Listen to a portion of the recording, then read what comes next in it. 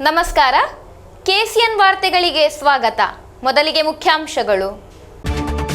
1975ರ ತುರ್ತು ಪರಿಸ್ಥಿತಿಯ 50ನೇ ವಾರ್ಷಿಕೋತ್ಸವದ ಅಂಗವಾಗಿ ಸ್ಮೃತಿ ಸಂಗಮ ಕಾರ್ಯಕ್ರಮ ಆಯೋಜನೆ. ಕಾಸರಗೋಡು ಪ್ರಜಾಪ್ರಭುತ್ವ ಸಂರಕ್ಷಣಾ ಹೋರಾಟ ಸಮಿತಿಯ ಆಶ್ರಯದಲ್ಲಿ.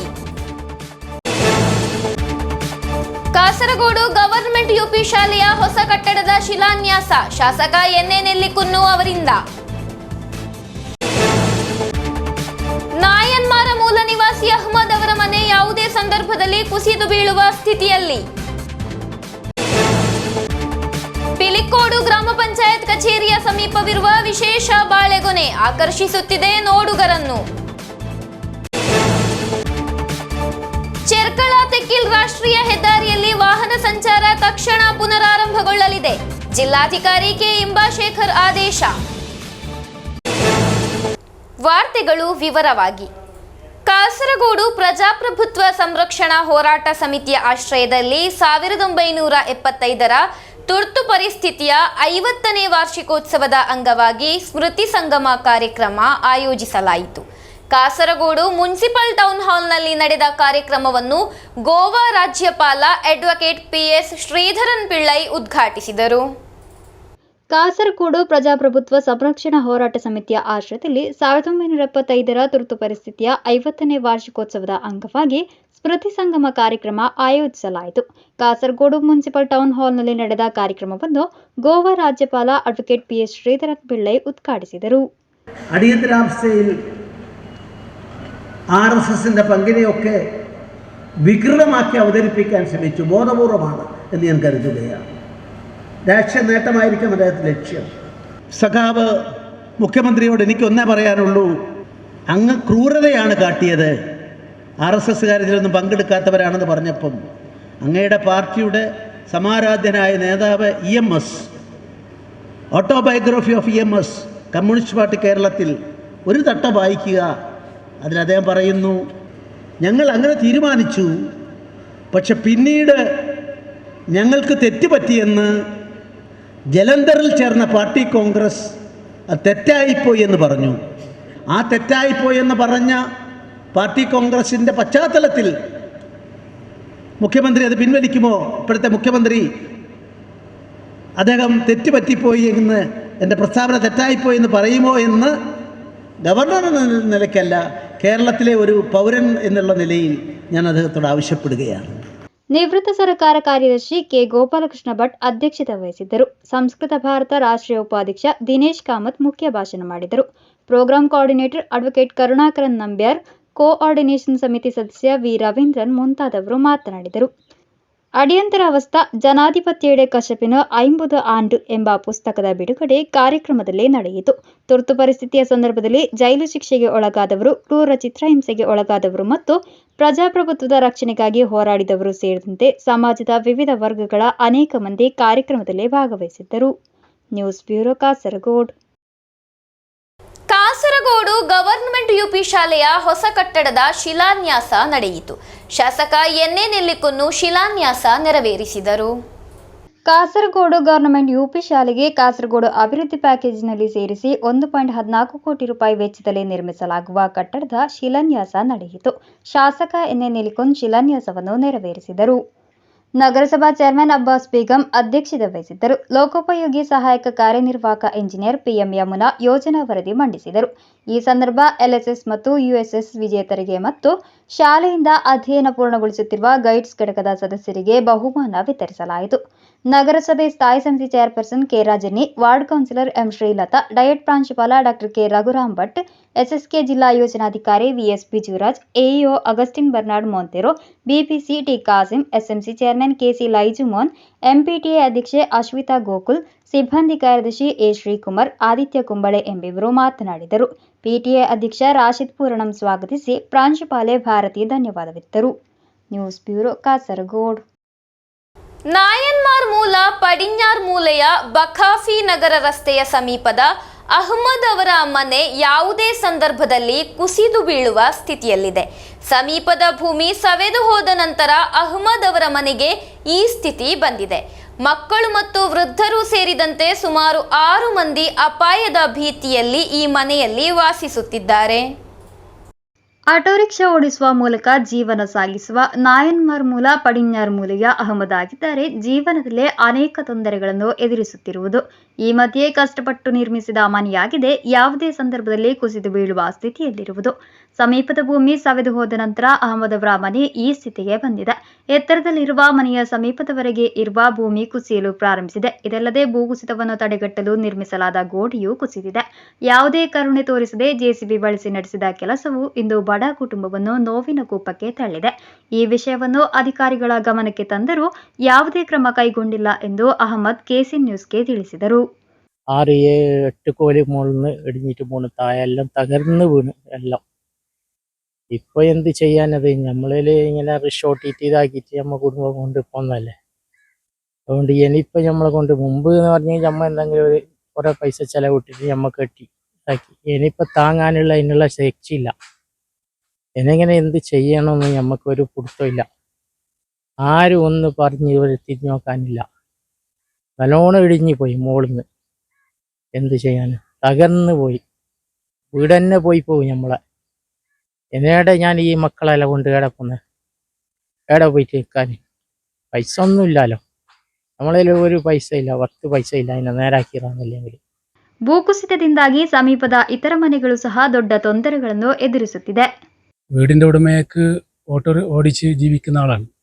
ഇവർക്ക് അന്നത്തെ ഓരോ ദിവസം കിട്ടിയത് അന്നത്തെ ചെലവിന് തന്നെ തികയാതെ രീതിയിലാണ് ജീവിച്ചുകൊണ്ടിരിക്കുന്നത്. അപ്പോൾ മുമ്പൊരിക്കൽ ഇടിഞ്ഞത് അങ്ങോട്ട് കടം വാങ്ങിച്ചിട്ട് മറ്റൊക്കെ ഇതാക്കി കെട്ടി അത് പൂർത്തീകരിക്കാൻ സാധിച്ചിട്ടില്ല. ഇപ്പോൾ വീണ്ടും ഇടിഞ്ഞു. ഇപ്പോൾ ആ ഏഴംഗ കുടുംബത്തിന് സുരക്ഷ എന്ന് പറയുന്നത് ഇല്ല. അത് അധികൃതർ ഒന്ന് ഉറപ്പാക്കാൻ വേണ്ടിയിട്ടുള്ള ഒരു ശ്രമം ഉണ്ടാവണമെന്നാണ് ഈ അവസരത്തിൽ അഭ്യർത്ഥിക്കാനുള്ളത്. News bureau Kasaragod. ಪಿಲಿಕೋಡ್ ಗ್ರಾಮ ಪಂಚಾಯತ್ ಕಚೇರಿಯ ಸಮೀಪವಿರುವ ವಿಶೇಷ ಬಾಳೆಗೊನೆ ಎಲ್ಲರ ಗಮನ ಸೆಳೆಯುತ್ತಿದೆ. ದಟ್ಟವಾದ ರೋಬಸ್ಟಾ ಹಣ್ಣುಗಳನ್ನೊಳಗೊಂಡ ಗೊನೆ ನೋಡುಗರನ್ನು ತನ್ನತ್ತ ಆಕರ್ಷಿಸುತ್ತಿದೆ. ಪಿಲಿಕೋಡ್ ಗ್ರಾಮ ಪಂಚಾಯತ್ ಕಚೇರಿಯ ಸಮೀಪ ಎದ್ದು ನಿಂತಿರುವ ಬಾಳೆಗೊನೆ ಎಲ್ಲರ ಗಮನ ಸೆಳೆಯುತ್ತಿದೆ. ಗೊನೆಯು ದಟ್ಟವಾದ ರೋಬಸ್ಟಾ ಹಣ್ಣುಗಳನ್ನೊಳಗೊಂಡಿರುವುದೇ ಗಮನ ಸೆಳೆಯಲು ಮುಖ್ಯ ಕಾರಣ. ಇದು ವೆಟರ್ನಿಟಿ ಸಬ್ ಸೆಂಟರ್ನ ಹಿಂದಿನ ಬಾಳೆ ತೋಟದಲ್ಲಿರುವುದರಿಂದ ಹೆಚ್ಚು ಗಮನ ಸೆಳೆಯುತ್ತಿರಲಿಲ್ಲ.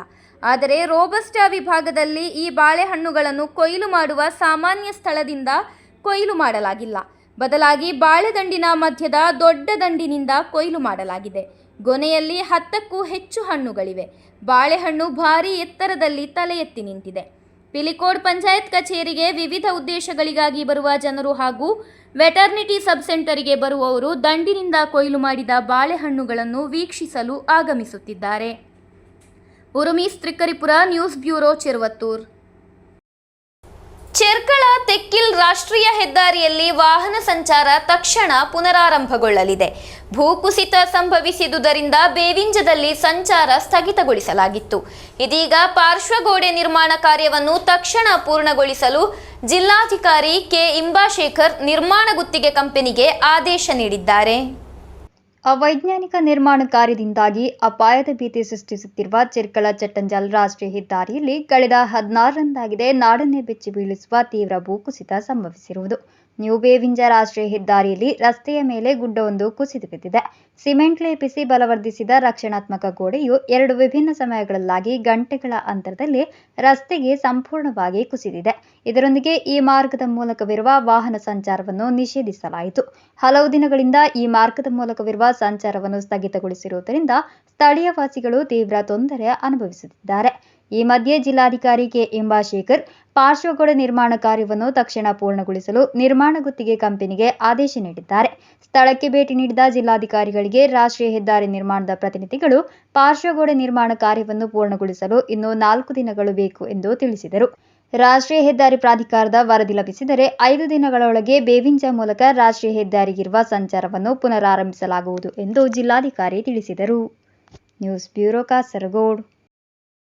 ಕೇರಳದಲ್ಲಿಯೇ ಪ್ರಮುಖ IVF ಸಂಸ್ಥೆಗಳಲ್ಲಿ ಒಂದಾಗಿರುವ ಕಾಸರಗೋಡು ಡ್ರೀಮ್ ಫ್ಲವರ್ IVF ಸಂಸ್ಥೆಗೆ ರಾಷ್ಟ್ರಮಟ್ಟದ ಪ್ರಶಸ್ತಿ ಲಭಿಸಿದೆ.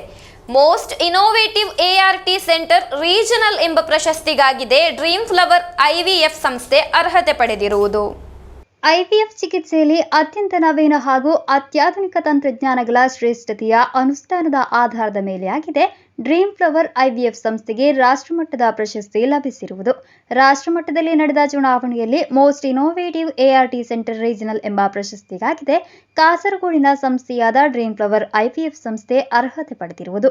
ಇಂಡಿಯನ್ ಫರ್ಟಿಲಿಟಿ ಸೊಸೈಟಿ ಮತ್ತು ವಾಯ್ಸ್ ಆಫ್ ಹೆಲ್ತ್ ಕೇರ್ ಸಂಯುಕ್ತ ಆಶ್ರಯದಲ್ಲಿ ಮುಂಬೈನಲ್ಲಿ ಆಯೋಜಿಸಲಾದ ಅದ್ದೂರಿ ಪ್ರಶಸ್ತಿ ಪ್ರದಾನ ಕಾರ್ಯಕ್ರಮದಲ್ಲಿ ಮಹಾರಾಷ್ಟ್ರದ ಮಹಿಳಾ ಮತ್ತು ಮಕ್ಕಳ ಕಲ್ಯಾಣ ಸಚಿವೆ ಅತಿಥಿ ವಾರ್ದಾ ಸುನಿಲ್ ಠಾಕ್ರೆ ಪ್ರಶಸ್ತಿಗಳನ್ನು ಪ್ರದಾನ ಮಾಡಿದರು.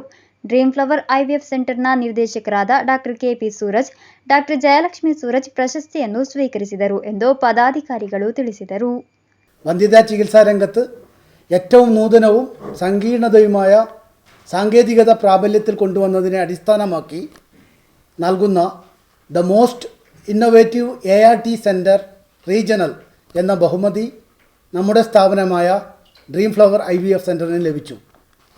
മഹാരാഷ്ട്ര സർക്കാരിൻ്റെ ബഹുമാനപ്പെട്ട വനിതാ ശിശുക്ഷേമ മന്ത്രി ശ്രീമതി അതിഥി സുനിൽ ഠാക്രെ അവാർഡ് ദാനം നിർവഹിച്ചു.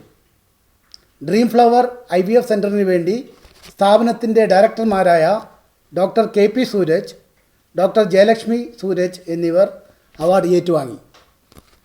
ഇന്ത്യൻ ഫെർട്ടിലിറ്റി കെയർ മേഖലയിലെ ഏറ്റവും വിശ്വസനീയമായ സ്ഥാപനങ്ങളായ ഇന്ത്യൻ ഫെർട്ടിലിറ്റി സൊസൈറ്റിയും വോയിസ് ഓഫ് ಹೆಲ್ತ್ ಕೇರ್ ಸಂಯುಕ್ತಮಾയാണ് ಈ ಸಮ್ಮಿಟ್ ಸಂಘಟಿಸಿದೆ. ಸುದ್ದಿಗೋಷ್ಠಿಯಲ್ಲಿ ಸುರೇಂದ್ರ ಕೇಟಿ, ಅಫ್ಜಲ್ ಬಶೀರ್, ಸುಧೀರ್ ನಂಬ್ಯಾರ್ ಸಿಸಿ ಉಪಸ್ಥಿತರಿದ್ದರು. News bureau Kasaragod. ಕಾಸರಗೋಡು ಪಡನ್ನಕಾಡ್ ಪರಿಸರದಲ್ಲಿ ರಾತ್ರಿ ಸಮಯದಲ್ಲಿ ತ್ಯಾಜ್ಯ ಉಪೇಕ್ಷಿಸಿದ ವ್ಯಕ್ತಿಯನ್ನು ಸ್ಥಳೀಯರು ವಶಕ್ಕೆ ಪಡೆದಿದ್ದಾರೆ. ವಾಹನದಲ್ಲಿ ತಂದು ತ್ಯಾಜ್ಯವನ್ನು ಎಸೆಯಲು ಪ್ರಯತ್ನಿಸಿದ ವ್ಯಕ್ತಿಯನ್ನಾಗಿದೆ ವಶಕ್ಕೆ ಪಡೆದಿರುವುದು. ಆತನಿಂದಲೇ ಉಪೇಕ್ಷಿಸಿದ ತ್ಯಾಜ್ಯವನ್ನು ಹಿಂತೆಗೆಸಿದ್ದಾರೆ.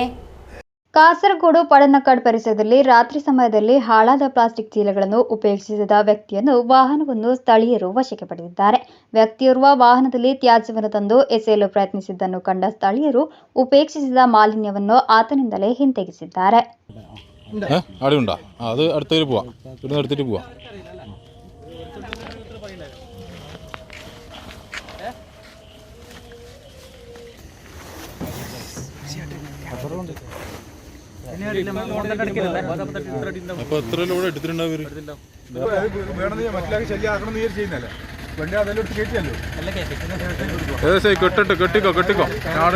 ಪಡನ್ನಕಾಡ್ ಕುಯ್ಯಾಳಿಲ್ ಎಂಬಲ್ಲಿ ಹಳೆಯ ಚೀಲ ವ್ಯಾಪಾರ ನಡೆಸುವ ಅಬ್ದುಲ್ಲಾ ಎಂಬಾತನಾಗಿದ್ದಾನೆ ಹಾಳಾದ ಚೀಲಗಳನ್ನು ವಿವಿಧ ಸ್ಥಳಗಳಲ್ಲಿ ಉಪೇಕ್ಷಿಸುತ್ತಿರುವುದು.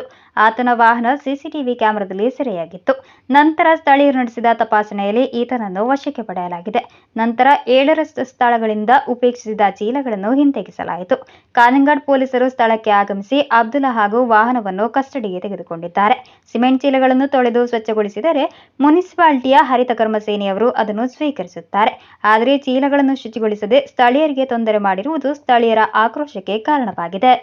News bureau Kasaragod. ಮಾರಾಟದ ಉದ್ದೇಶಕ್ಕಾಗಿ ಗಾಂಜಾ ಸಾಗಾಟ ಮಾಡುತ್ತಿದ್ದ ಯುವಕನನ್ನು ಬಂಧಿಸಲಾಗಿದೆ. ಮಾಂಗಾಡ್ ಆರ್ಯಾಡುಕ್ಕಂ ಹೌಸ್ನ ಕಲಂದರ್ ಶಾಫಿ ಎಂಬಾತನನ್ನು 46.44 ಗ್ರಾಂ ಗಾಂಜಾದೊಂದಿಗೆ ಮೇಲ್ಪರಂಬ ಪೊಲೀಸರು ಬಂಧಿಸಿದ್ದಾರೆ.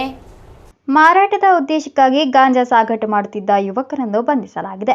ಮಾಂಗಾಡ್ ಆರ್ಯಾಡ್ಕ ಹೌಸ್ನ ಕಲಂದರ್ ಶಾಫಿ ಎಂಬಾತರನ್ನು ಮೇಲ್ಪರಂಬ ಎಸ್ಐ VK ಅನೀಶ್ ಹಾಗೂ ಅವರ ತಂಡ ಬಂಧಿಸಿದೆ. ಈತನಿಂದ 46.44 ಗ್ರಾಂ ಗಾಂಜಾ ವಶಪಡಿಸಿಕೊಳ್ಳಲಾಗಿದೆ ಎಂದು ಪೊಲೀಸರು ತಿಳಿಸಿದ್ದಾರೆ. ಮಂಗಳವಾರ ಸಾಯಂಕಾಲ 4 ಗಂಟೆ ಸುಮಾರಿಗೆ ಕಳನಾಡ್ ಚಟ್ಟಂಚಾಲ್ ರಸ್ತೆಯ ನೀರಿನ ಟ್ಯಾಂಕ್ ಸಮೀಪದಿಂದ ಈತನನ್ನು ಬಂಧಿಸಲಾಗಿದೆ ಎಂದು ಪೊಲೀಸರು ತಿಳಿಸಿದ್ದಾರೆ. ಪೊಲೀಸ್ ವಾಹನವನ್ನು ನೋಡಿ ಅನುಮಾನಾಸ್ಪದ ರೀತಿಯಲ್ಲಿ ನೀರಿನ ಟ್ಯಾಂಕ್ ಬಳಿ ನಿಂತಿದ್ದ ಯುವಕನನ್ನು ಕಂಡು ಆತನನ್ನು ಪರಿಶೀಲಿಸಿದಾಗ ಗಾಂಜಾ ಪತ್ತೆಯಾಗಿದೆ. ಆರೋಪಿಯ ಬಂಧನವನ್ನು ದಾಖಲಿಸಿ ಜಾಮೀನಿನ ಮೇರೆಗೆ ಆತನನ್ನು ಬಿಡುಗಡೆ ಮಾಡಲಾಗಿದೆ ಎಂದು ಪೊಲೀಸರು ತಿಳಿಸಿದ್ದಾರೆ. News bureau Kasaragod. ಕುರ್ತು ಸಾದಾತ್ ಸಯೀದ್ ಕೂರತ್ ತಂಗಳ್ 1ನೇ ಉರುಸ್ ಮುಬಾರಕ್ ನಡೆಯಲಿದೆ. ಫಜಲ್ ನಗರ ಕೂರತ್ ಪುತ್ತೂರಿನಲ್ಲಿ ಜೂನ್ 26ರಿಂದ 29ರವರೆಗೆ ನಡೆಯಲಿರುವ ಉರುಸ್ನ ಸಿದ್ಧತೆಗಳು ಪೂರ್ಣಗೊಂಡಿವೆ ಎಂದು ಪದಾಧಿಕಾರಿಗಳು ಸುದ್ದಿಗೋಷ್ಠಿಯಲ್ಲಿ ತಿಳಿಸಿದರು. ಸಮಸ್ತ ಕೇರಳ ಜಾಮಿಯತುಲ್ ಉಲಮಾ ಕೇಂದ್ರ ಮುಷಾವರ ಸದಸ್ಯ ಉಳ್ಳಾಲ ಕಾಸಿಯು ಖ್ಯಾತ ಆಧ್ಯಾತ್ಮಿಕ ಮುಖಂಡ ಹಾಗೂ ಜಾಮಿಯಾ ಸಾದಿಯಾ ಪ್ರಧಾನ ಕಾರ್ಯದರ್ಶಿಯಾಗಿದ್ದ ಕುರುತು ಸದ್ದತ್ ಸೈಯದ್ ಫಲಾಲ್ ಕೋಯಿಮಾ ತಂಗಳವರ 1ನೇ ಉರುಸ್ ಮುಬಾರಕ್ ಆಗಿದೆ. ಜೂನ್ 26ರಿಂದ 29ರವರೆಗೆ ಪುತ್ತೂರು ಕುರತ್ ಫಜಲ್ ನಗರದಲ್ಲಿ ನಡೆಯಲಿರುವುದು. ಜೂನ್ 25ರಂದು ಎಟ್ಟಿಕುಳ ತಾಜುಲ್ ಉಲಮಾ ಮಕಾಂನಿಂದ ಧ್ವಜಾರೋಹಣ ಹೊರಡಲಿದೆ. ಉಳ್ಳಾಲ ಸಯ್ಯದ್ ಮದನಿ ದರ್ಗಾ ಶರೀಫ್ನಲ್ಲಿ ಸ್ವಾಗತ ಸ್ವೀಕರಿಸಿ 26ರಂದು ನಡೆಯುವ ಮಕಾಂ ಜಿಯಾರತ್ನಲ್ಲಿ ಸ್ವಾಗತ ಸಂಘ ಚೇರ್ಮನ್ ಹಾಗೂ ಸಮಸ್ತ ಕೇರಳ ಜಾಮಿಯತುಲ್ ಉಲಮಾ ಉಪಾಧ್ಯಕ್ಷ ಸೈಯದ್ ಕೆಎಸ್ ಅಟಕೋಯ ತಂಗಳ್ ಕುಂಬೋಳ್ ಧ್ವಜಾರೋಹಣ ನೆರವೇರಿಸುವರು. ಕರ್ನಾಟಕ ಜಾಮಿಯತುಲ್ ಉಲಮಾ ಅಧ್ಯಕ್ಷ ಸೈನುಲ್ ಉಲಮಾ ಶೈಖುನ್ನಾ ಅಬ್ದುಲ್ ಹಮೀದ್ ಮುಸ್ಲಿಯಾರ್ ಮಾಣಿ ಉದ್ಘಾಟಿಸುವರು. ಸಯೀದ್ ಅಬ್ದುಲ್ ರೆಹಮಾನ್ ಸಾದತ್ ಬಾಲವಿ ತಂಗಳ್ ಅಧ್ಯಕ್ಷತೆ ವಹಿಸುವರು. ಹಲವಾರು ಮಂದಿ ಗಣ್ಯರು ಭಾಗವಹಿಸಲಿದ್ದಾರೆ ಎಂದು ಪದಾಧಿಕಾರಿಗಳು ತಿಳಿಸಿದರು. ഒന്നാമത്തെ ചരമവാർഷികം ആണ്ട് ഉറൂസ് മുബാറക്ക് ഈ വരുന്ന 26 മുതൽ 29 വരെ പുത്തൂർ കൂറത്ത് വെച്ച് നടക്കുകയാണ്. അത് ആത്മീയ സംഗമങ്ങൾക്ക് പുറമെ കർണാടകയിലെ ഒരു മതസൗഹാർദ്ദ സംഗമം കൂടിയാണ് അവിടെ നടത്തുന്നത്. വ്യത്യസ്തമായ പരിപാടികളിൽ കർണാടകയിലെ മന്ത്രിമാരും MLA MP-മാരും അതുപോലെ തന്നെ വിവിധ മത മേധാവികളും സംബന്ധിക്കുന്ന വ്യത്യസ്തമായ പരിപാടികളോടെയാണ് 4 ദിവസങ്ങളിലായി അവിടുത്തെ ഉറൂസ് പരിപാടികൾ നടക്കുക. ಸುದ್ದಿಗೋಷ್ಠಿಯಲ್ಲಿ ಸೈಯದ್ ಅಬ್ದುಲ್ ರೆಹಮಾನ್ ಮಸೂದ್ ಅಲ್ ಬುಖಾರಿ ಕೂರತ್, ಪಳ್ಳಂಗೋಡು ಅಬ್ದುಲ್ ಖಾದರ್ ಮದನಿ, ಇಲಿಯಾಸ್ ಮೌಲವಿ ಕುಟುಂಬ, ಹಾಫಿಲ್ ಎನ್ಕೆಂ ಮಹಲಾರಿ ಬೆಳಿಂಜ, ಶೇಖ್ ಇಮಾಮ್ ಬೇಕಲ್ ಎಂಬಿವರು ಉಪಸ್ಥಿತರಿದ್ದರು. News bureau Kasaragod. ಕೊನೆಯಲ್ಲಿ ಮತ್ತೊಮ್ಮೆ ಮುಖ್ಯಾಂಶಗಳು. 1975ರ ತುರ್ತು ಪರಿಸ್ಥಿತಿಯ 50ನೇ ವಾರ್ಷಿಕೋತ್ಸವದ ಅಂಗವಾಗಿ ಸ್ಮೃತಿ ಸಂಗಮ ಕಾರ್ಯಕ್ರಮ ಆಯೋಜನೆ. ಕಾಸರಗೋಡು ಪ್ರಜಾಪ್ರಭುತ್ವ ಸಂರಕ್ಷಣಾ ಹೋರಾಟ ಸಮಿತಿಯ ಆಶ್ರಯದಲ್ಲಿ. ಕಾಸರಗೋಡು ಗವರ್ನಮೆಂಟ್ ಯುಪಿ ಶಾಲೆಯ ಹೊಸ ಕಟ್ಟಡದ ಶಿಲಾನ್ಯಾಸ ಶಾಸಕ ಎನ್ಎ ನೆಲ್ಲಿಕುನ್ನು ಅವರಿಂದ. ನಾಯನ್ಮಾರ ಮೂಲ ನಿವಾಸಿ ಅಹ್ಮದ್ ಅವರ ಮನೆ ಯಾವುದೇ ಸಂದರ್ಭದಲ್ಲಿ ಕುಸಿದು ಬೀಳುವ ಸ್ಥಿತಿಯಲ್ಲಿ. ಪಿಲಿಕೋಡು ಗ್ರಾಮ ಪಂಚಾಯತ್ ಕಚೇರಿಯ ಸಮೀಪವಿರುವ ವಿಶೇಷ ಬಾಳೆಗೊನೆ ಆಕರ್ಷಿಸುತ್ತಿದೆ ನೋಡುಗರನ್ನು. ಚೆರ್ಕಳ ತೆಕ್ಕಿಲ್ ರಾಷ್ಟ್ರೀಯ ಹೆದ್ದಾರಿಯಲ್ಲಿ ವಾಹನ ಸಂಚಾರ ತಕ್ಷಣ ಪುನರಾರಂಭಗೊಳ್ಳಲಿದೆ. ಜಿಲ್ಲಾಧಿಕಾರಿ ಕೆ ಇಂಬಾಶೇಖರ್ ಆದೇಶ. ಇಂದಿನ ವಾರ್ತಾ ಸಂಚಿಕೆ ಇಲ್ಲಿಗೆ ಮುಕ್ತಾಯವಾಯಿತು. ಮುಂದಿನ ವಾರ್ತಾ ಸಂಚಿಕೆಯೊಂದಿಗೆ ಭೇಟಿಯಾಗೋಣ. ವಂದನೆಗಳು.